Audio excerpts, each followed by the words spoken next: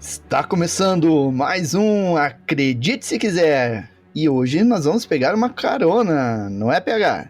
Sim, senhor Ufujack. Hoje nós temos uma carona com um terráqueo brasileiro e mochileiro ufológico. Então seja muito bem-vindo, senhor Fred Morte. Boa noite, tudo bem? Prazer é meu estar conversando com vocês, falar um pouquinho sobre ufologia, sobre o De Carona com os OVNIs. Eu acho que sempre é um debate bacana aí de informações ufológicas. É isso aí. Eu só discordo de você quando você falou que já ia falar um pouquinho, porque impossível. Sim. Vamos lá. Mas vamos lá, vamos bater um papo gigantesco daqui a pouquinho, logo depois da nossa vinheta.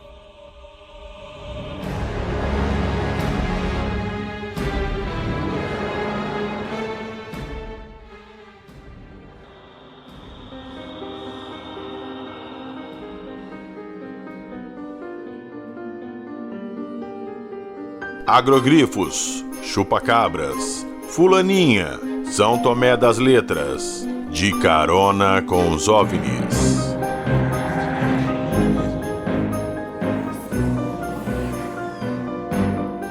Acredite se quiser. Meu nome é Fred Morte, terráqueo, brasileiro e mochileiro ufológico. Eu e minha equipe vamos em busca de diferentes fenômenos extraterrestres.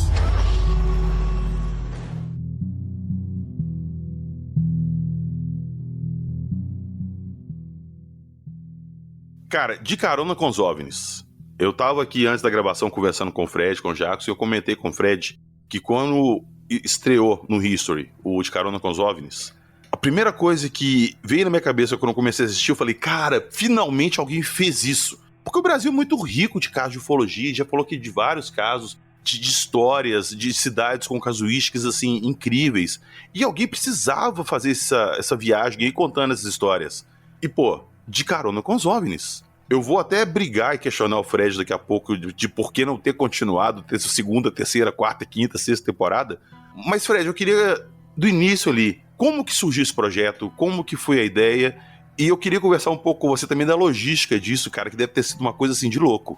Sim. Na real, a minha profissão é trabalhar com vídeo, né? Eu sou produtor audiovisual, tanto que eu ponho no meu currículo que desde eu me conheço por gente, eu trabalho com vídeo, né? Então eu passei aí por muitas fases no audiovisual, filmando com 16mm, com Super 8, com Super VHS, com Betacam, né? Enfim, eu rodei várias bitolas, né? E a gente que trabalha nessa área, a gente falava que a bitola, enfim, o 35mm nunca seria substituído, né? E de repente a gente estava gravando, né? Não filmando mais, gravando com câmeras fotográficas com uma qualidade gigantesca. E aí vem internet e etc, porque eu sou do tempo que ainda era difícil de comprar telefone, né? Nós somos desse tempo, né? Eu me lembro do meu pai comprando linha de telefone e etc. Então, essa evolução é interessante falar, né? Porque quem trabalha com audiovisual sabe que a profissão, há tempos atrás, ela estava ligada praticamente ou integralmente à publicidade, ou seja, para te sobreviver trabalhando com vídeo, tu trabalhava dentro de uma produtora produzindo publicidade. Cinema eram poucos, ninguém sobrevivia fazendo só cinema, então não existia esse mercado de TV pra gente, né? Tinha a TV aberta, mas aí a TV aberta produzia seus próprios programas, eventualmente um que outro projeto era feito fora, mas normalmente era feito com as próprias TVs, com o próprio elenco, com a própria equipe, né? E aí, mais ou menos aí por 2008, eu acho que um pouquinho mais, 2010, é que surge a Ancine, né, que é a Agência Nacional de Cinema, que é uma agência reguladora, e ela vem para incentivar a produção cinematográfica no Brasil. Então, através desses mecanismos, dessas leis, é que se tornou possível a gente começar a produzir para canais de televisão a cabo internacionais. E aí todo mundo, acho que começou a ir atrás disso, né? Hoje já tem produtoras vivendo só disso, praticamente, fazendo séries e documentários, de cinema, e trabalhando para vários canais diferentes, né? E eu tentei fazer isso de alguma forma, né? Acho que eu consegui colocar esse programa no ar. Então, assim, foi todo um processo também, não só de criar um programa de ufologia, mas também de criar um programa, né? Porque foi a primeira série que eu fiz, e aí eu fiz outros pilotos antes, né? Que não foram aceitos, porque é uma coisa bem... É um mercado que tu apresenta o projeto e o cara topou, mas não é fácil o cara topar, né? Então foi 2015, eu tinha passado, enfim, comecei a criar, eu não parei de criar até hoje, né? Ideias, etc. Eu sou um cara que eu não sou roteirista, né? Eu sou um cara que eu crio os projetos, é diferente, né? Então tu cria o argumento, tu cria a sinopse, enfim, tu cria a ideia. E depois entra um roteirista, um diretor e toda a parte aí técnica, né? Então esse primeiro projeto a gente chama de Bíblia, né? Então esse projeto aí tu apresenta para os canais. Às vezes, no nosso caso, por exemplo, do History, a gente apresentou uma sinopse e a gente tinha na realidade a gente era assim, tu podia mandar 3 projetos para cada player e podia escolher 3 players, que seriam os canais, né? Então tu tem que ter um projeto direcionado com aquele formato, com aquela demanda, né, que tu imagina que o canal tenha. Tu tem que acertar muito o momento, tu tem que acertar muito o time da história, né? E aí, a gente, inclusive foi engraçado, porque nós mandamos 2 projetos para o History e os 2 elas aprovaram, as diretoras na época aprovaram, pediram para fazer a reunião. E a gente fez a reunião dos 2 e acabou que ela disse, eu nem poderia ter escolhido 2 projetos de uma só produtora e tal. E aí acabou que escolheram de carona e pediram para fazer um piloto, né, bancado por nós. Então a gente partiu de uma sinopse para um piloto. Aí esse, na realidade, não era um piloto também, era um promo. Eles chamam um promo um material de 5 minutos que tu tem que condensar o que seria a série. É tipo um trailer, você monta um trailer da série ali do que eles vão apresentar. Uns 5 minutos, né? É um curta, né? Então tu tem que ali, nesses 5 minutos, provar que seria uma boa série, ou enfim, né? É quase uma peça publicitária, né? Uhum. Mas aqui, antes de continuar, só te interromper um pouquinho, que eu fiquei muito curioso agora de saber qual que seria o outro projeto que você apresentou. Na realidade até foi um projeto do Duda, do diretor. O Duda é meu primo, que dirigiu de carona e roteirizou. E a gente trabalhou 20 anos juntos. E, se eu não me engano, eram as Fantásticas Fábricas de Quintal, uma coisa assim, que era sobre empreendedorismo. Ah, não era sobre ufologia? Não, era sobre ufologia. Entendi. Outra pegada, outra linha. Eu acabei... por exemplo, o primeiro projeto que eu criei chamava-se Rango and Roll, que era um cozinheiro maluco, tinha uma cozinha toda rock and roll que recebia bandas de rock na cozinha. E a gente acabou gravando um piloto com a comunidade Ninjitsu, até com uma banda bem legal daqui, mas acabou não rolando, foi minha primeira incursão assim de projeto que eu fiz um piloto, mas eu fiz um piloto por conta própria, assim, sem um pedido de um canal, né?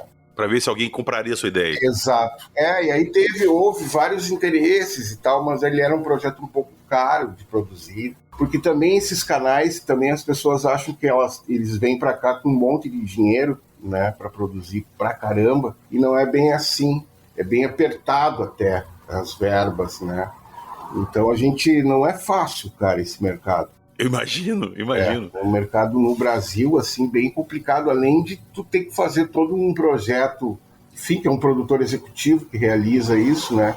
Toda a parte de orçamento, enfim, tu tem que dar nota, enfim, óbvio, né? Um dinheiro que vem através do governo, na realidade esse dinheiro veio do History, né? O History que paga, e aí ele tem lá dentro do artigo 39, que foi o artigo que foi usado para a gente poder receber.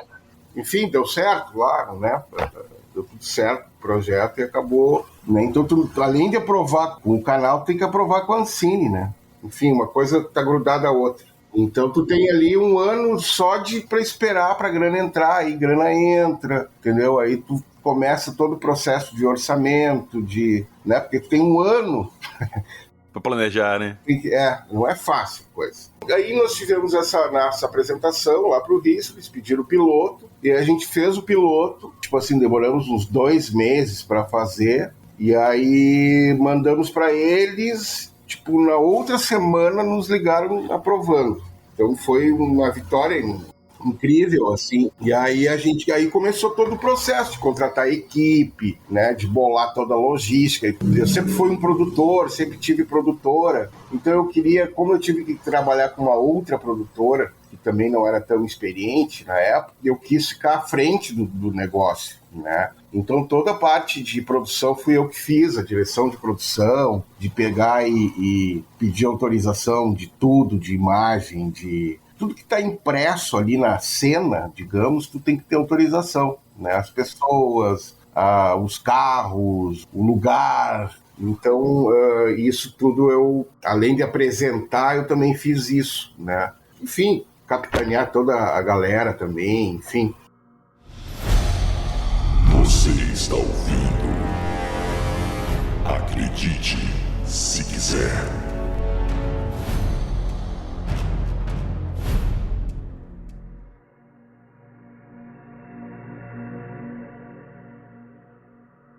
Depois desse trabalho todo que você teve, que você fez, você conseguiu a captação com History e tal, da Ancine, aí, vamos lá, como que você chegou nos 13 episódios? Como é que você fez essa seleção? Real, eu já tinha, eu em 2015, quando eu criei, era muito boa a ideia, né? Ela era muito simples, porque a ideia era eu ir nos hotspots, e ir nos hotspots atrás das histórias que aconteciam nesses lugares, saber por que esses lugares eram hotspots, né? E falar com os ufólogos e as pessoas que testemunharam os eventos nesses lugares. Então, isso aí é um mote pra nunca mais acabar as temporadas, né? Por isso que eu tô falando, que dá pra fazer 20 temporadas aí. Na real, a gente só teve um não teve um porquê, né? Então, é complicado, né? Os caras não te dão muita bola, assim. Cara, é uma então, pena. A gente só teve um não e um obrigado. E aí agora eu tô até com um projeto novo, aí falei com eles de novo, estão receptivos. Então enfim, é uma coisa de mercado mesmo. Uhum. Vai entender. Pois é, né? Enfim, sei lá, vamos ver quais vão ser os próximos capítulos aí, né? Sim, sim. Mas aqui, eu queria saber de você como é que você planejou essa logística, porque a gente vê ali que você tá com seu Jeep, visitando cidades e tal. Você ia de carro ou você despachava isso? Na real, a gente teve um planejamento meio complicado, porque a gente tinha o Jeep, né? E a gente queria rodar com o Jeep a princípio. No fim, acabou acontecendo um assalto na primeira viagem, né? Eita, Brasil. Primeira viagem a gente saiu tarde. Não gosto muito de falar disso, mas acabou que atrasou a gente. Não vou cortar o assunto bandido. E a gente acabou mudando os planos, né? Então o Jeep, ele viajava dentro de um caminhão baú, né? A gente montou uma traquitana, uma rampa móvel que a gente montava. Então o Jeep viajava dentro de um caminhão e nós numa van. Então dentro do caminhão também ia um gerador, né? Um equipamento de luz, meu figurino, equipamento de elétrica, né? A gente conseguia ligar a luz com esse gerador em qualquer lugar, né? Um gerador pequeno, mas potente, não tão barulhento, era barulhento, mas não tanto. E então a gente tinha uma autonomia bem bacana. A gente tinha 3 câmeras principais, mais uma câmera uma câmera de mão minha e mais o drone. Então eram praticamente 5 câmeras gravando. Então teve um planejamento bem interessante. E aí a logística de subir, aí como eu tinha 4 meses de produção, eu tinha a parte sul pronta, eu acabei perdendo por causa desse atraso, né? Dessa recuperação da galera. Enfim, a gente ficou um mês reavaliando tudo. E foi um momento bem complicado. E aí a gente acabou começando de Peruíbe. Então, como é que a gente fazia? A gente gravava, para cada episódio, eram 7 diárias de gravação, né? Uma semana. Terminava, então, por exemplo, a gente gravou Peruíbe, aí a gente terminou Peruíbe e tinha um dia de viagem para Conservatória, né? Que era no Rio. Aí fizemos o Rio por terra, né? Toda a equipe foi por terra. E aí a gente terminou essa etapa, que foi a primeira etapa. Aí a equipe voltava de avião para Porto Alegre e os carros, os motoristas levavam, tipo, a van e o caminhão para a próxima locação. No caso seria São Tomé e Varginha. E aí esses carros ficavam lá, obviamente a gente voltava com o equipamento de câmera todo, e o equipamento de luz, gerador, essas coisas ficavam dentro do caminhão. E a gente guardava ou no aeroporto ou em algum lugar que a gente já tinha combinado, seguro. Então os motoristas voltavam, a gente ficava uns 10 dias preparando o próximo episódio e a gente ia pro próximo. Aí no caso a gente gravou Varginha e São Tomé Varginha. E aí a gente foi nesse ritmo até Colares. Daí quando chegou em Colares, o caminhão e o Jeep e a van desceram de Jamanta. E aí a gente terminou em janeiro de 2018, a gente gravou os últimos episódios, que aí acabaram sendo os do Sul, né?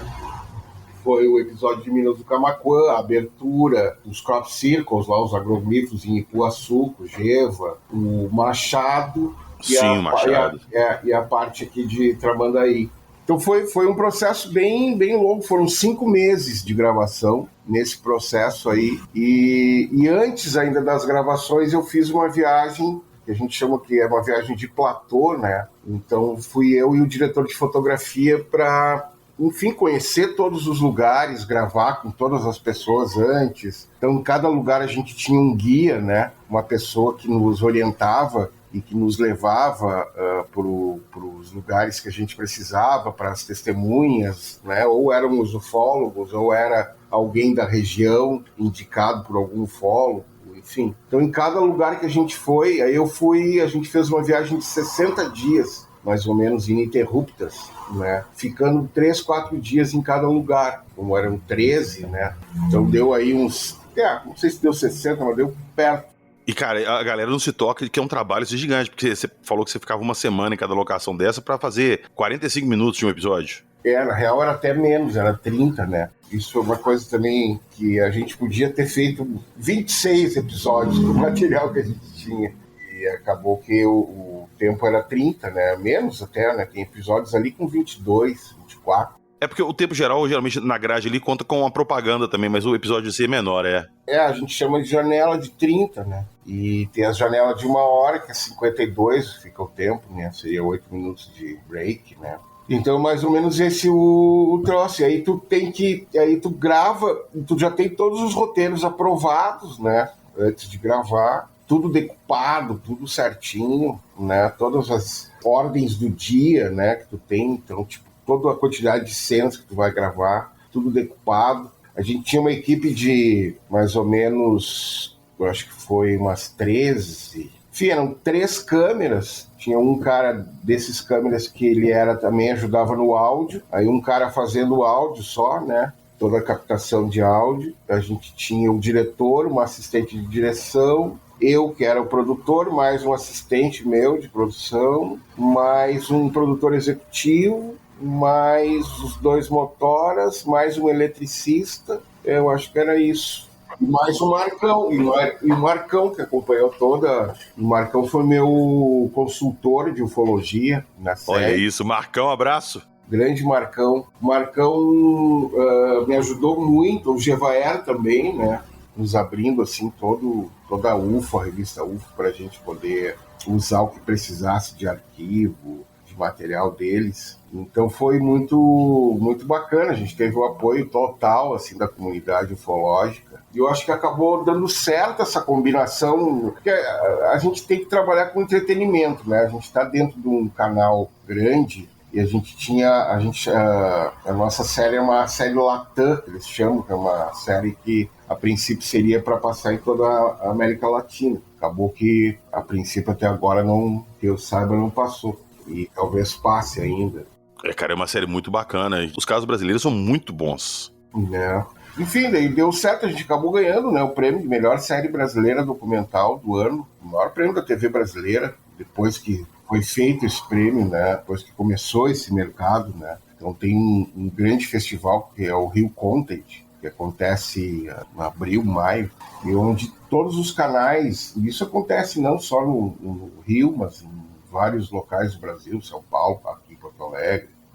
Existem esses festivais onde os canais vão para adquirir e fazer coproduções, né? Então tem esses grandes festivais onde tu tem essa possibilidade de ficar mais cara a cara com os canais e poder conversar e convergir com os caras e tal. Ô Fred, de todas as viagens que você fez ali e tudo, os programas que você produziu, qual foi o local assim, mais interessante que você visitou assim, para produzir o programa? E qual foi o programa mais legal que você fez, assim, na sua opinião? Essa é uma pergunta que me fazem muito, assim, e eu sempre falo do episódio do Chiquinho lá de Igatu, né, das luzes de Igatu, mas eu acho que, cara, todos os episódios foram marcantes, assim, todos os episódios me marcaram muito, foi uma mudança, assim, de chave na minha vida. Então, eu gostei muito de fazer. Eu acho que pelo lugar, né, também, pela situação, a gente pegou uns dias lindos também lá na Chapada Diamantina, e eu acho que era um episódio que a gente chegou muito próximo, digamos assim, de ter um avistamento e de estar num lugar completamente isolado, né, enfim, com depoimentos de todas as pessoas falavam que já tinham visto aquilo ali. Então, acho que foi um episódio divertido e, ao mesmo tempo, muito emocionante de fazer também. Então, me marcou muito. E, porém, por exemplo, o episódio do Machado é muito bacana. Tu não tem muita movimentação, assim, no episódio, na real, né? Mas, assim, como teve da Chapada Diamantina, de tu ir lá pra montanha, fazer vigília de noite, né, e se aventurar, né, eram episódios diferentes, né. O Machado, ele é mais contando mesmo o que aconteceu, e a gente usou o material do próprio Machado, que é o documentário dele, então a gente conseguiu pessoas da época, enfim, fizemos um mesh com o documentário dele que eu acho que ficou bacana, né, e a gente conseguiu, pelo menos em parte, colocar o livro do Machado nas telas, né. Então acho que ficou legal. Sim, cara, ficou muito legal. Foi um dos episódios assim que eu assisti que mais me chamou a atenção. E logo depois que você gravou com o Machado, você foi pra Peruíbe também, conversou lá com o Jamil. Sim. E, cara, eu vou até pedir já um espacinho aqui só pra abordar uma parada que eu gostaria muito de perguntar quando eu tava assistindo. Uhum. A gente contou a história do Machado aqui, do chupacabras, da pesquisa dele, do trabalho dele todo, e ele falou das ocorrências ali na região. Quando você foi pra Peruíbe, você chegou lá e se deparou com uma situação muito parecida, mas envolvendo apenas cachorro. Na real, a história dos chupacabras, eu acho que o Jackson sabe bem, né? Ele ataca tudo, né? São vários tipos de bichos atacados, né? Tanto cachorro, pato, galinha.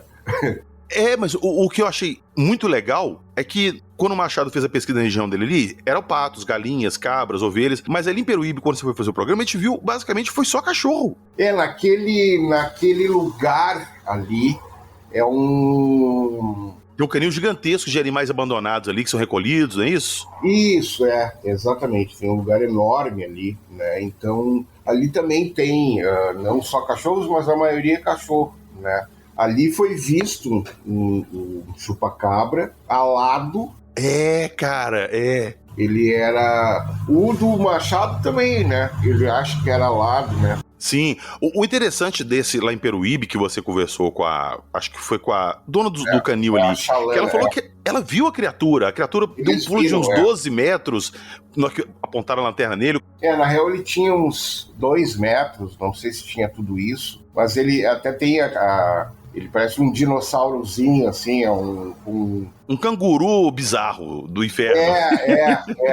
Umas asinhas de mosquito, uma coisa meio maluca, assim, umas garras, uns dentes, né? E eles viram, ele dá um salto, mas não foi de 12 metros, de uns 5, 6 metros. Mas mesmo assim é muito grande. Ele deu vários saltos, assim, muito... que eles, segundo eles, viram esse bicho lá. Nossa, cara, é muita história no Brasil, né? É muita história. Antes de a gente pular para as próximas histórias, eu só queria pedir sua opinião dessa história de chupacabras. O que você acha que pode ser? A gente conversou muito aqui, a gente contou várias histórias, mas não tem conclusão, cara. Não, acho que mundialmente não se tem uma conclusão. Não tem, né? O que se acredita que seja porque assim, tem as mutilações, né, que também acontecem, né? Inclusive as mutilações a gente acredita, por exemplo, que eles sejam levados para dentro das naves, né? Aí os caras fazem um churrascão e largam só os ossos. Isso é uma das situações que o Jackson sabe disso também, né? Então, além disso, tem as mutilações, né? Que também podem ser feitos. Os caras falam que pode ser até um tipo de robô. Por exemplo, o que me chama a atenção, assim, por exemplo, lá no caso do Machado, que é incrível, eu acho que é aquele caso que é um curral de ovelhas, que é impossível entrar qualquer predador da área ali de Campina Grande. Puma, até ele fala o Machado com outro bicho, não é jaguatirica, mas é um bicho lá, tipo um tigrezinho, assim. Jaguatirica, isso. Tipo assim, não tinha como entrar. Um monte de cachorro em volta, certo? E aí o que acontece, cara? 88 ovelhas, na maioria delas fêmeas, foram encontradas empilhadas, tem as fotos todas, né? Sem sangue, todas com esse furo, ou no pescoço, ou na testa, né? Ou como se tivesse 3 furos, né? Como se tivesse, sei lá, um troço grudado e sugado. E aí esses bichos ficam completamente sem sangue, sem cheiro, não se ouviu nenhum barulho, segundo os fazendeiros lá. Então eu acredito que esses bichos entram em transe.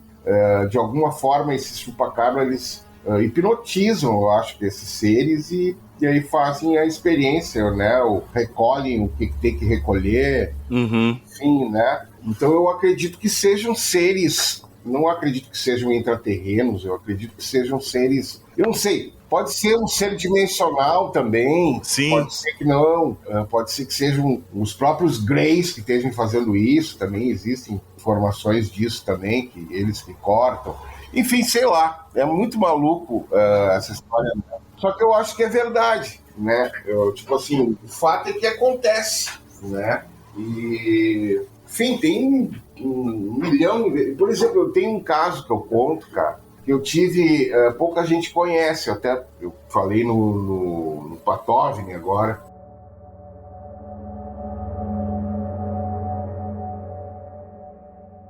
Eu estava pesquisando lá a Operação Prato, lá em Colares, e aí eu estava com o Beto até faleceu, era um radialista, um marinheiro, muito amigo do Gevaer, o cara conhecia todas as histórias lá, um cara muito inteligente, muito perspicaz, né, um senhor já, e ele foi meu guia lá em Colares. E ele disse, olha, eu tenho uma história aqui que nunca ninguém ficou sabendo, quer dizer, dos ufólogos, nunca ninguém se interessou em contar, tem que contar, e eu acabei não contando, porque, enfim, a gente estava focado em fazer a Operação Prato. Então a história é a seguinte, apareceu um ser lá, em 1989 ou 90, na comunidade do Ariri, que é um bairro, digamos assim, de Colares, que fica perto, ou digamos que aos fundos da Praia do Machadinho, que é onde aconteciam vários avistamentos da Operação Prato. E aí aparece, cara, um ser de 2 metros, tipo um lobisomem. Olha aí. Peludo. E o bicho, só que a história é muito louca. A história é que o bicho aparece dentro da casa de um cara e o cara esse entra em briga corporal com o bicho. Caramba! E aí toda a comunidade se acorda, tá? Todos... É um mato, né? No meio da selva. E aí esse cara, esse rapaz que é atacado pelo ser, os pais dele, enfim, a família dele tem tipo um centro de terreiro, sei lá, uma coisa assim. E ele se dirige para esse lugar, todo sangrando, com a camisa rasgada, né? E conta a história. E, enfim, as pessoas se apavoram e, na real, limpam o sangue dele e não tem nenhum arranhão. E aí o que acontece é o seguinte, fica essa história do cara se envolvendo e esfaqueando o bicho, dando tiro no bicho a noite toda, a madrugada todas as pessoas acordam, se armam, pegam luzes, assim, tipo aquelas luzes de barco, né, que vão nos barcos, para botarem na praia para ver se vem o bicho. E aí eu, até no momento que eu tô entrevistando a mãe e a irmã desse cara, esse cara me pirou, disse que ele botou a casa abaixo, enfim, foi procurar ajuda aí, aquela coisa meio religiosa e tal, né, mas parece que esse cara tá vivo ainda. Enfim, e aí o que acontece é que, por exemplo, eu perguntar, mas tem algum momento que vocês conseguiram ver o bicho de perto, o que barulho que fazia, né? E eles, a gente fez assim, tipo uma isca, botamos ele aqui na frente com um outro cara com holofote de luz, e de repente o bicho apareceu e empurrou ele uns 5 metros, tipo dentro lá do terreiro. Um trancão assim, né? É, tipo, ele apareceu, então assim, o bicho aparecia e desaparecia. Cara, o Machado tem umas histórias assim, hein, Jackson? Pois é, tem. É uma história muito louca, né? E aí, cara, a outra coisa muito interessante, que eu também gravo com o Jango. O Jango é o prefeito da época, filho do prefeito da época foi o cara que chamou a aeronáutica. Então esse cara daí, ele sabe muito, né? E ele disse que ele estava nessa noite também, ele também foi acordado, ele acordou, já pegou uma 12, ele falou. Mas assim, resumindo, o depoimento do prefeito, ele fala que ele não vê, ele só vê um vulto, mas o que ele apavora ele é o cheiro. O cheiro é igual do ET de Varginha. Jacuário sujo, aquele amoníaco, aquela coisa. Amônia, um cheiro de enxofre, E o cara fala assim que o cheiro, pra ele, parecia uma manada de bode. Putz, cara, imagina. Então, ele disse assim, parecia que tinha 100 bodes, que era de lacrimejar o fedor. É uma história muito louca. Caramba! E aí também, aí tu fica pensando, né, se esse bicho é dimensional, ou que história é essa, né? Quer dizer, então aí tu tem um bicho que ele aparece, desaparece. Outra coisa, né? O sangue era do bicho. Tanto que até o Beto, ele recolheu o sangue desse bicho. Depois ele acabou botando fora, sei lá. Putz, eu ia perguntar isso agora, se alguém não recolheu. Ele recolheu, disse que o cara cravava a faca, assim, tipo aqueles facão, peixeira, sei lá. Tem um nome lá do lugar que eles chamam. E, tipo assim, rasgava o bicho, entendeu? E o troço se reconstituía. Pô, caramba, velho. Conta que ele deu os tiros, saiu armado para dar os tiros no bicho e não deflagrou a bala. Ela não deflagrou e não saiu. Ela como se ele não tivesse feito nada no revólver. Como se nada mascou, tipo o tiro máscara, vai tirar e não sai. Não, e aí o cara voltou, disse que ele entra de volta, isso o Beto contando, ele entrou de volta no terreiro e ele disse, esse revólver não funciona, e deu um tiro pra cima, e aí o tiro saiu. Então, uma história, tu vê, né, muito louca que acontece. Sim. Aquela região ali também é difícil, né, cara? Que é muita coisa ali. Na Paraíba ali, por exemplo, assim, contando histórias diferentes, né? A gente estava também almoçando nessa viagem de platô, onde a gente estava fazendo pesquisa, né? Então, tentando descobrir novas histórias, além das que a gente já havia pesquisado anteriormente. A gente estava no local, a gente queria tentar pescar coisas interessantes, né? E aí a gente estava num restaurante, pena que estava aqueles restaurantes com música ao vivo, uma barulheira do caramba, mas eu gravei até essa entrevista, um depoimento. O garçom do lugar, lá a gente estava em Pilõezinhos, que é uma cidadezinha próxima a Guarabira. Também tinha uma casuística interessante, e que ela já é bem na beira da Serra da Borborema, então já tem umas montanhas interessantes ali. E a gente estava ali pesquisando, enfim, tentando achar. A gente estava atrás do Carioca, que era um cara que conhecia toda a casuística e tal. Acabamos entrevistando o Carioca, mas ele acabou não entrando na série, né? Então a gente teve também não conseguiu botar todo mundo que a gente queria, né? Porque a gente acabou também fazendo um material incrível nessa viagem, né? E aí esse garçom conta a seguinte história. E aí foi engraçado, que ele disse, cara, foi ontem. Eu digo, como assim, cara? Ele disse, ontem eu encontrei a fulaninha. A fulaninha é um personagem folclórico, assim, uma mulher, é uma adolescente de 17 anos, assim, tipo, fisicamente, né? Com uma roupa branca, né? E ela... tipo assim, ela caga pau, desculpa a expressão, as pessoas. Inclusive ela dá com uma vara de urtiga, né? É uma coisa maluca.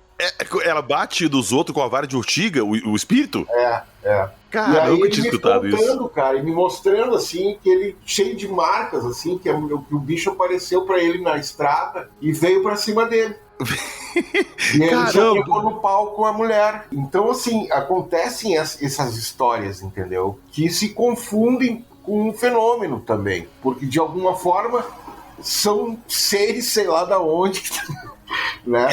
É que pode estar tudo misturado. Né? Então eu acho que existe uma relação, até o Jacques Vallée fala muito desses personagens ligados ao folclore, né, que são seres diferentes, etc., que poderiam ser também seres extraterrestres, talvez, ou dimensionais, que é uma teoria que ele acredita muito também. Uhum. Então é interessante, né, tu olhar no olho das pessoas e ver que ninguém estava mentindo, tem tudo isso gravado. Pois é, eu ia até te perguntar isso, que como você viajou o Brasil inteiro pesquisando casos de ufologia, ouvindo esse pessoal, você deve ter ouvido outras histórias também que não são só de ufologia, igual essa que você contou agora. E é muito difícil, às vezes, separar essa linha do sobrenatural e do ufológico, porque pra mim muitas vezes elas se cruzam. O que você escutou de mais interessante nesse sentido?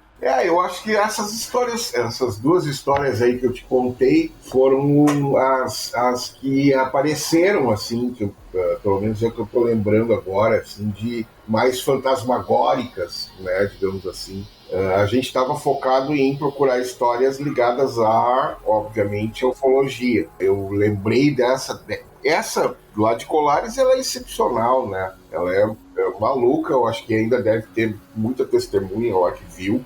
Então, é uma história que eu ainda pretendo algum dia contar ela de uma forma mais detalhada, né? Com mais detalhes da galera. Ela é interessante, né? Mas assim, não lembro agora assim de outras histórias nesse sentido. Eu ia até perguntar de São Tomé das Letras, porque lá devia ter muita história assim. Pois é, em São Tomé a gente foi fazer o caso do Seu Tatá, né? O Seu Tatá, inclusive, faleceu, acabou depois da série, logo depois da série faleceu, já estava bem velhinho. O Seu Tatá é uma história muito interessante, porque ele é um cara, eu achei muito legal, porque ele é um autodidata e um cara que não estava procurando OVNIs, né? Ele começa a história do Tatá é que ele começa a entrar nas cavernas, procurando inscrições rupestres, enfim, tipo, explorando mesmo. Uma coisa meio de explorador naquela época, há muitos anos atrás. E São Tomé tem aquela história interessante, que não é uma lenda, que na realidade o cara existiu, né? Que é aquele... Agora vai fugir o nome do... enfim, depois eu lembro o nome dele, é o... Tá, mas é um cara que os animais seguiam ele, enfim, que diz que esse cara existiu, né? Que ele passava tipo uma coisa de abelha nos cabelos. Enfim, então tem essa lenda lá também em São Tomé. Mas, enfim, então esse Tatá, ele acaba entrando no mundo ufológico de uma maneira, de uma história maluca também. Na realidade, ele conta a história de que ele estava numa noite lá, ele fica sozinho, ia de carroça, e aí ele se corta antes de ir dormir, uma coisa assim, ele tá sangrando, e aí nessa noite ele acorda num outro lugar, numa outra cidade, como se tivesse sido levado, né, abduzido por uma outra cidade por um cara, né, que aparece lá, como se fosse um sonho. E aí ele vai para essa cidade, e aí quando ele volta, ele diz que não tem mais o corte. Eu não sei se é isso ou é o contrário, mas enfim, que seria a prova, digamos, né, de que ele teria ou sido curado ou cortado, enfim, né.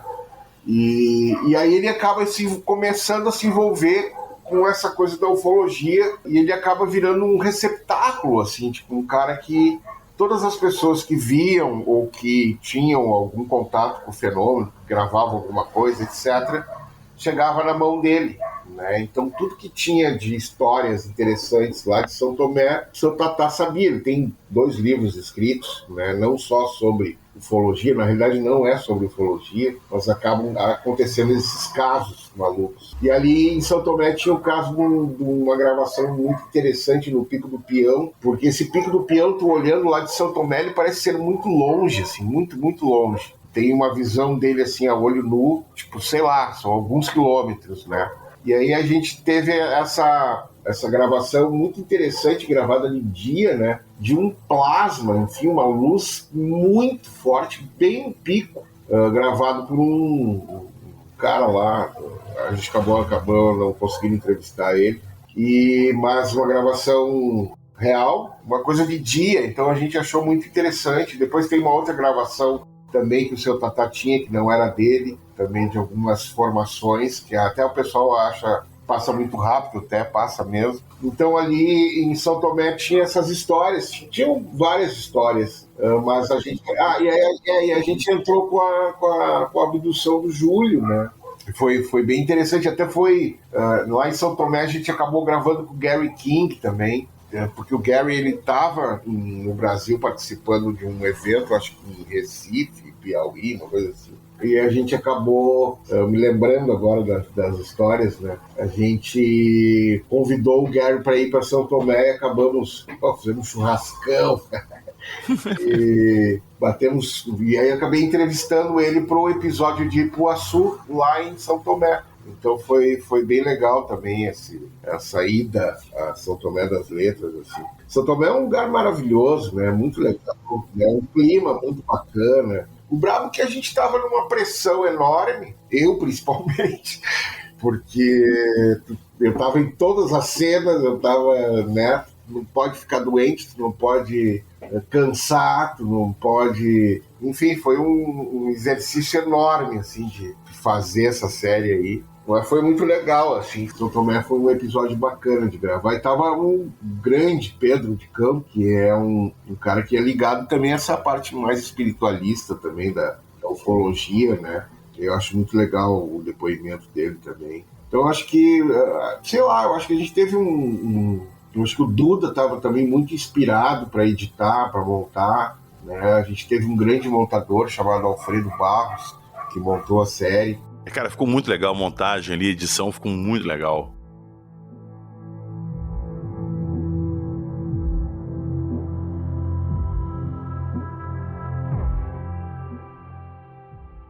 Se tem um lugar que eu ainda quero ir, eu falo isso direto com o Arthur Sérgio Neto. Arthur, grande abraço.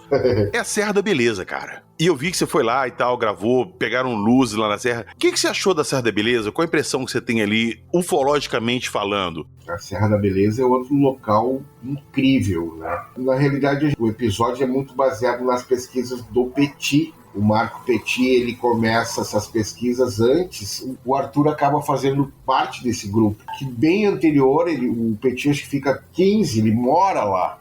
O Petit tem casa lá. Ele gravou, fotografou várias, eu acho que mais foto, né?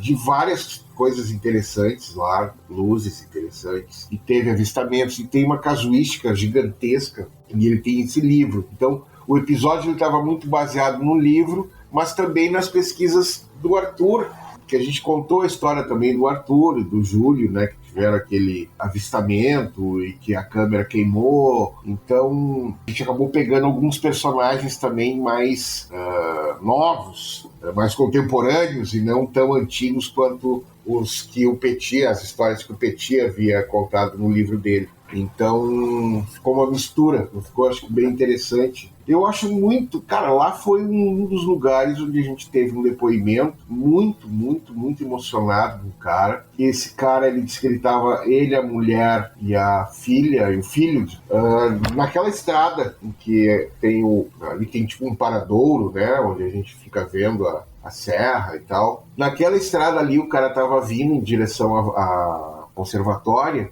e uma nave, enfim, uma luz muito, muito forte, baixa na estrada. E eu acho que o cara é abduzido, eles têm um missing time, a família toda, e o cara fica apavorado, assim, e acaba... Eu não me lembro se o carro fica na mesma posição, no mesmo lugar, enfim. Eu sei que é muito assustador e acaba que esse menino, o filho dele, dessa família, que estava junto, acaba tendo uma doença muito complicada, bem rara. E o cara associou com esse encontro, né? Uhum. E o cara falou isso chorando. Eita, cara. O cara chorava, um cara assim bem conhecido na cidade, assim, um cara ligado a um sindicato. Então o cara também, ele não quis aparecer, ele não quis nem ser gravado, né? E a gente, mas eu acabei, eu queria escutar a história do cara, e a história do cara de arrepiar. Então, assim, bem impressionante. Então, tu acaba encontrando com muita gente que teve contato. É muita história, né, cara? Como é que você vai falar que esse pessoal todo pelo Brasil tá inventando? É impossível, né? É isso aí que me tirou fora do eixo, no sentido de que eu resolvi entrar de cabeça na coisa e comecei a estudar mais, ler mais. Eu tô com meus projetos todos voltados para essa área, para esse de mistérios e OVNIs e etc. Né? Então eu acho que vamos ver se agora as coisas se encaixam aí a partir do ano que vem. Eu acho que tem muita história para ser contada ainda desses fenômenos que acontecem. E cada vez mais agora está aparecendo a confirmação, né, mundial, exatamente, de que a gente realmente está sendo visitado, né? Isso eu acho muito incrível. E você já começa a questionar que essas histórias todas são reais, entendeu? A nossa história nunca foi contada como teria que ser, né? Eu acho que começa por aí. Acho que a gente não sabe nada, né? E fica essa academia toda, com essa pompa toda, e aí cada dia cai os caras, aparece um planeta novo, aparece. Né? A gente vê que nem embaixo do mar a gente conhece.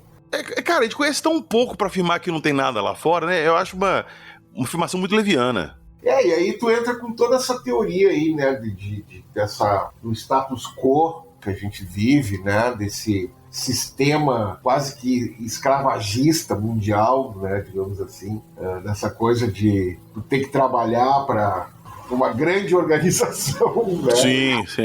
Enfim, tu faz parte de um todo.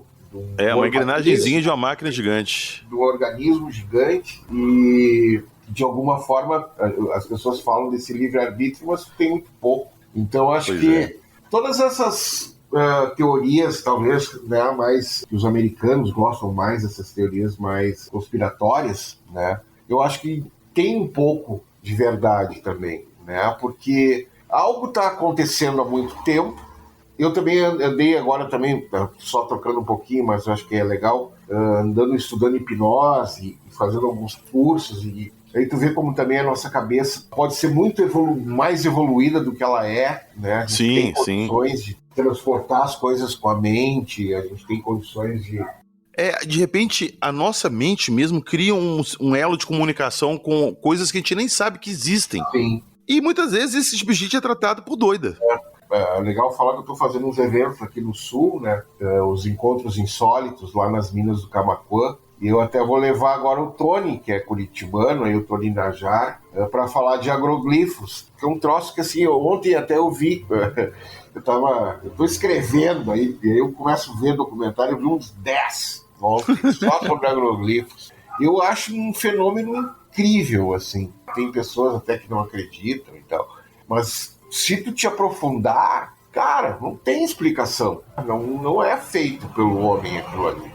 Eu concordo que alguns não são feitos, a gente tem muitos ali feitos, mas tem uns que não tem explicação. Agora, aproveitar que você tá pesquisando isso, você tá por dentro desse assunto, é uma curiosidade minha que eu tenho. A não ser que aquilo seja uma marca de uma coisa que pousou ali, apesar que eu acho que a geometria às vezes não compete muito com um fundo de uma coisa assim, mas eu, sei lá, nunca vi pra falar como é que é. Mas você não acha que deixar uma mensagem ali numa plantação é uma coisa que pode se perder muito fácil? Pois enfim, aí é uma coisa, né, como é que tu vai pensar com a cabeça de quem tá fazendo, né? Mas é uma pergunta essa bem legal. Mas enfim, assim, existem provas de que são uma espécie de sonda, tá? Umas luzes. Essas luzes já foram gravadas várias vezes. Existe um vídeo de uma sonda fazendo um agrogrifo no campo. E esse vídeo, segundo o Rampasso, que é o Newton Rampasso, que é um cara que mora há 30 anos na Inglaterra e conhece esse cara, que estuda agroglifos também, né, os crop circles, enfim, lá na Inglaterra, e ele acredita que esse vídeo seja real. E aí ontem, vendo esses documentários com esses pesquisadores, Michael Glickman, teve um cara também que é um precursor ali, enfim, os caras acreditam nessa teoria de que sejam essas sondas. Por exemplo, existe uma série de símbolos ou de agroglifos, né, que apareceram na Inglaterra, que são símbolos celtas, que são símbolos conhecidos por nós, Então se acredita numa grande energia, tipo, na real, assim, já se pensou de tudo, mas cada vez mais estão se acreditando que são seres, entendeu? Que estão fazendo isso e que são mensagens, sim, para nós. E aí, por isso que eu me questiono. Inclusive eu faço uma pergunta pro Gary, que ele diz, que ele fala também dessa coisa, né, que seriam essa coisa mais anciões ou seres que estariam aqui, onipresentes, enfim, senhores da Terra, né? Mas aí aparece aquele Crop Circle com o Grey segurando um código binário, que é uma mensagem. E aí até eu pergunto pro Gary, mas e aí, por que os caras iam botar um Grey, né? Entendeu? Então eu acredito que talvez esses caras, esses Greys aí, sejam, sei lá, uns seres que realmente estão nos visitando. Que a maioria dos depoimentos no mundo é sobre esses seres aí, né? Esses cinzas, cabeçudos. Então eu acho que, de alguma forma, eles estão ligados a tudo. Eu tava pesquisando um tempo atrás para fazer um programa sobre as marcas, as linhas de Nazca. Eu acho aquilo ali fascinante. E conversando com você agora, falando de aerogrifo e das linhas de Nazca, me vem na cabeça o seguinte: por que eles fariam aquelas linhas de Nazca naquele local ali? Uhum. E sei lá se de repente naquela região era região densamente plantada e tudo, e já haviam aerogrifos ali no chão, essas coisas vinham fazer essas marcas, e aquelas que os humanos faziam, que poderiam ser vistos do céu, que são as linhas, seria uma forma de tentar estabelecer uma comunicação. Eu não sei, é só uma teoria, entendeu? Sim, que me surgiu aqui agora, mas essa parada de marcas do chão, a gente fala assim, por que o ET vai deixar a marca ali no meio da plantação de milho? Não sei, mas uma parada que marcas gigantes que são vistas somente do céu, são comuns pelo mundo, não é só em aerogrifo. Por exemplo, dentro dos Crop Circles existe uma energia, tá? Eu lembro o Gevaia falando disso, que tinha uma radiação ali dentro. Varia de Crop Circle para Crop Circle. Essa energia, ela é muito... Para cada pessoa acontece de uma forma. Existe muito poltergeist, ou paranormalidade, que acontece ali também. São muitas, muitas histórias. O Rampasso contou uma, de que eles chegaram num Crop Circle em que ninguém tinha chego ainda. Eles acabam ficando, acho que estava o filho dele, a esposa dele, e eles ficam, tipo, de manhã muito cedo até meio-dia, e eles estavam morrendo de sede, estavam um super calor e tal, e ele começou a pensar numa cerveja, né? Vou sair daqui, vou tomar uma cerveja. Ele tá saindo do Crop Circle, ele chuta uma lata de cerveja gelada, velho. Mentira! Verdade. Né? Caramba! Então acontecem, por exemplo, o Colin Andrews, tá? Foi o cara que, digamos que descobriu, ou começou a ir atrás desses Crop Circles, né? Por primeiro lá na Inglaterra. E ele conta que ele recolheu a terra, isso num livro dele, uma historinha que eu lembro agora, mas que é interessante. E por volta de 3 ou 4 da manhã, sempre tocava tudo dentro da cara do cara, alarme, relógio. O cara não sabia o que era esse troço que estava acontecendo. E aí quando ele tira a terra de dentro da casa, para o fenômeno. Então, assim, são livros e livros e histórias e relatos só disso aí. Só de Crop Circles. De pessoas que se envolvem, de cura, de muita coisa que acontece dentro desses Crop Circles, né? E isso já está provado também. Então tem isso catalogado. Nossa, tem uns caras estudando muito assim isso aí há muitos anos. Então é um sonho meu, inclusive, ir para uma temporada de Crop Circles lá. Eu quero gravar um documentário, na real, sobre Crop Circles, né? Então aqui, eu vou fazer o seguinte, eu vou aproveitar esse finalzinho da nossa conversa aqui para te fazer um convite, já que você está estudando os Crop Circles e tal, e eu acho que é um assunto muito interessante, eu quero te convidar para voltar aqui futuramente pra gente falar sobre isso. Vamos, claro, com certeza.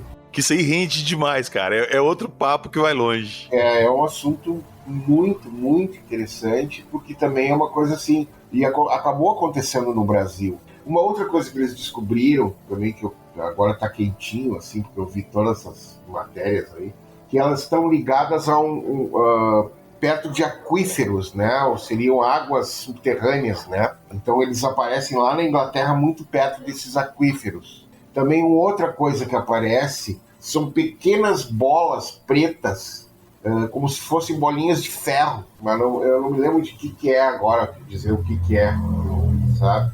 Mas também é um outro detalhe que não é muito conhecido. Eu não sabia. Que também aparecem além dessas microexplosões que eles chamam que seriam de microwaves, né? Seria micro-ondas, né? Que explode de dentro para fora. Então, enfim, são tantas coisas que se descobriu. Por exemplo, um outro detalhe, uma outra curiosidade, que quando os desenhos são feitos em trigos mais novos, assim, que não estão para ser colhidos, eles não nascem mais, eles não são colhidos. E nos velhos, e nos que estão mais prontos, eles dão mais frutos, digamos assim. Cara. Então, eles ficam mais... então, assim, e os caras, assim, eles fazendo uma empresa de pesquisa, um desses documentários, assim, eles tiravam... não era uma folhinha, nenhuma coisa mesmo científica, assim, tipo, tirar 100 folhas, não, 100 folhas, pacotes, assim, com vários, entendeu?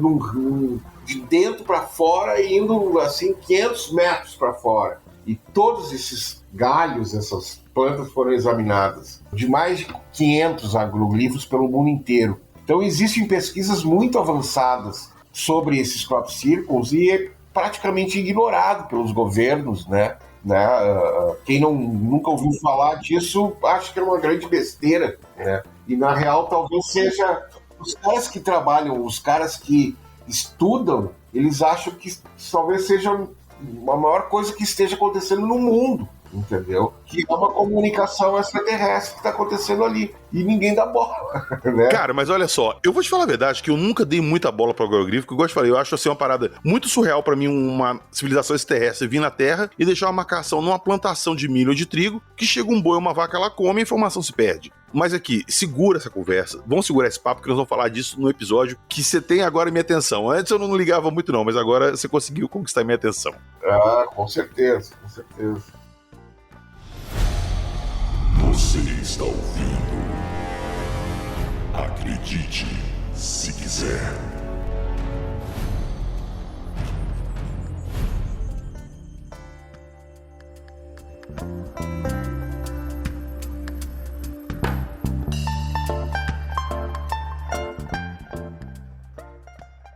Olha, eu queria muito agradecer essa carona, Fred. Foi muito legal bater esse papo com você. Igual eu te falei, eu já era telespectador do programa da série de Carona com os OVNIs. Acho o que você fez ali muito legal. Poder saber os bastidores disso, como que foi feito, foi muito bacana mesmo. Parabéns pela coragem, pela força de vontade, porque fazer isso, igual você falou, que não deve ter sido fácil. Não mesmo. Rodar o Brasil inteiro, gravando com esse pessoal e tudo. Então... te dou meus parabéns pela série. Pena que não vai ter uma renovação, mas eu aproveito para deixar o espaço aqui para você falar dos seus projetos e quem sabe você não já solta aqui que vai ter alguma coisa nesse sentido aí para frente, pra gente poder acompanhar. Eu queria primeiro agradecer vocês pelo papo. Desculpa, acho que eu não parei de falar e já... Cara, adoro, a gente podia falar a noite inteira. Eu me empolgo e gosto muito de falar sobre o assunto. E aí a gente vai lembrando as histórias e vai emendando uma na outra, quando tu vê, as histórias vão longe, né? Uma puxa a outra, cara. Eu queria agradecer muito, enfim, a oportunidade de estar conversando sobre esse assunto, que é apaixonante. E também queria dizer que eu tenho minhas redes sociais, eu tenho meu Instagram, que é o Frederic Morsch, com CK, o Frederico Morsch no Facebook. E eu tenho também uma coleção de camisetas que eu faço, de bonés, que é bem legal, com essa temática. E eu estou realizando alguns eventos aqui no Sul, que eu acho que já está começando a criar um público bacana, que chamam-se os Encontros Insólitos, que acontecem lá nas Minas do Camaquã. Né? As Minas do Camaquã é um hotspot, onde eu gravei inclusive a abertura do programa. Né? Eu estou gravando um documentário lá também, e é um local muito especial. É uma antiga mina de cobre, de ferro, e tem uma história muito interessante, muito parecida até com o Igatu, lá na Bahia. e que tem uma casuística ufológica muito grande e que recentemente, não por acaso, olha como é um lugar especial, esse lugar foi titulado como um geoparque mundial pela Unesco. Para te ser titulado para ganhar esse título, enfim, né? O parque ele tem que ter uma geologia única no planeta, uma paleontologia única. Isso explica muita coisa, hein? Então aquelas formações rochosas que tem lá são de 500 ou mais 500 milhões de anos. Além disso, o lugar também como ele fica no Pampa Gaúcho, é um dos melhores lugares para se ver a Via Láctea. Então ali a gente tem um céu, cara, muito, muito, muito incrível. Imagina, então eu tenho levado pessoas para darem o Jackson, inclusive vou fazer um convite público. A gente vai combinar aí mais para frente, como são eventos bimestrais. Tem uma turma aí para vir ainda, mas o Jackson já está convidado e a gente vai armar aí mais para frente.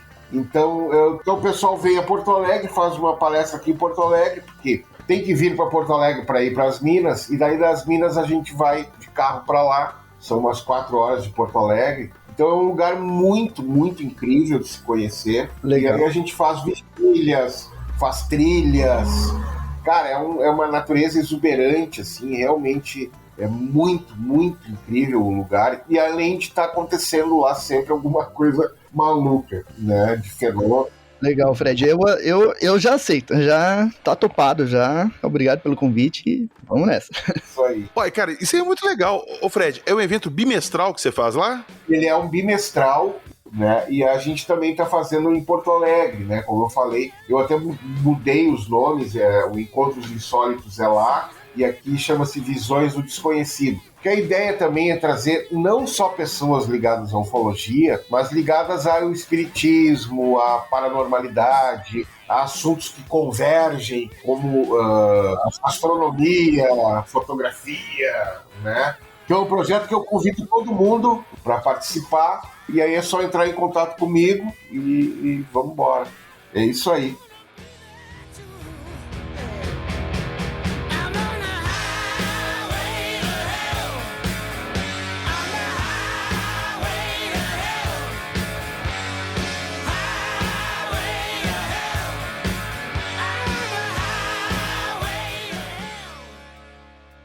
Ó, pra quem gostou do convite do Fred aí, quer ir lá pro Pampa Gaúcho, ver o céu e ver coisas bizarras lá e ver palestras, eu vou deixar na descrição do episódio o link de contato com o Fred aí, pra entrar em contato com ele, marcar isso, agendar, tá? Porque ele falou que é um evento bimestral, então tá sempre tendo aí. Então quem tiver interesse, vai estar na descrição do episódio, beleza? Fred, novamente, muito obrigado e eu te espero de volta aqui pra gente falar sobre Crop Circle. Vamos lá, tá joia. Um grande abraço. E um grande abraço ao público aí também, tá? Brigadão. Valeu! E eu vou deixar também na descrição do episódio o link lá pro nosso Apoia-se. Quem quiser entrar lá no Apoia-se e participar, dar uma ajuda pro podcast, vai ser super bem-vindo. Já aproveita, entra no nosso grupo do WhatsApp, vai lá bater um papo com a gente, trocar ideias sobre esses assuntos. E na descrição do episódio também tem o link da nossa loja, skinwalker.com.br, Skinwalker com Y. Camisas, canecas, posters, livros, revistas. Acessem e dêem uma conferida lá, beleza? Nos vemos na próxima semana com mais histórias insólitas. E não se esqueçam, aqui somente contamos as histórias. Acredite, se quiser.